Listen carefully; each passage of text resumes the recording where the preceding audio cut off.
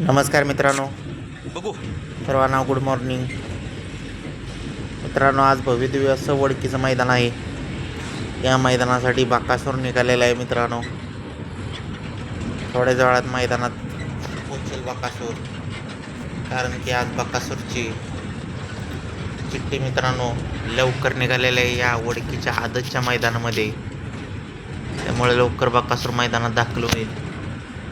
पण नक्की कोणकोणत्या गटात चिठ्ठ्या निघालेल्या आहेत, महाराज देखील पाहणार आहे या वडकीच्या आदतच्या मैदानामध्ये. तुम्ही पाहू शकता व्हिडिओ.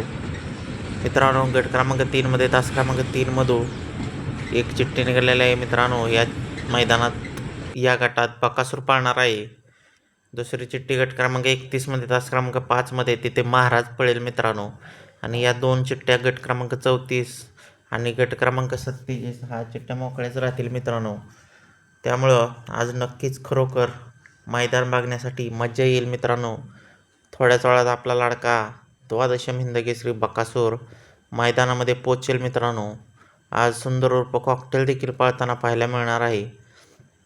आणि मित्रांनो, रात्री बकासूर 22-11 पिस्टन यांच्या दावणीला होता मित्रांनो.